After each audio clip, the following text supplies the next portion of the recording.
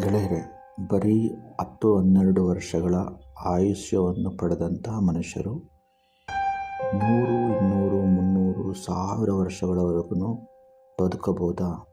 ತನ್ನ ಈ ಅಲ್ಪಾಯುಷ್ಯವನ್ನು ಜಾಸ್ತಿ ಮಾಡ್ಕೋಬೋದಾ?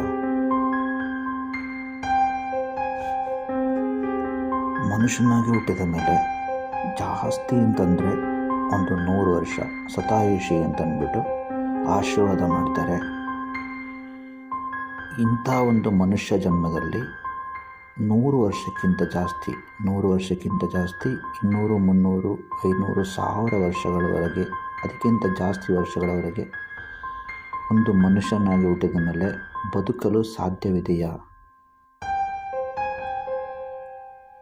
ಈ ಒಂದು ವಿಷಯವನ್ನು ಒಂದು ಸಣ್ಣ ಕಥೆಯ ಮೂಲಕ, ಅಂದರೆ ಸಾವಿರಾರು ವರ್ಷಗಳ ಹಿಂದೆ ನಮ್ಮ ದೇಶದಲ್ಲಿ ನಡೆದಂಥ ಒಂದು ಪುರಾಣ ಪ್ರಸಿದ್ಧ ಕಥೆಯ ಮೂಲಕ ನಾನಿಲ್ಲಿ ನಿಮಗೆ ತಿಳಿಯಪಡಿಸ್ತಾ ಇದ್ದೀನಿ.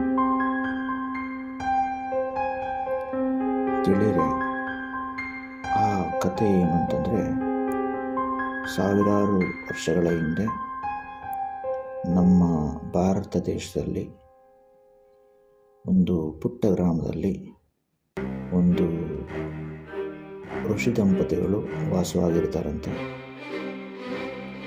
ಆ ಸಂದರ್ಭದಲ್ಲಿ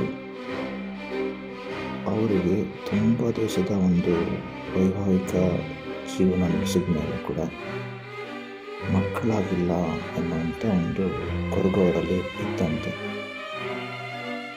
ಈ ಸಂದರ್ಭದಲ್ಲಿ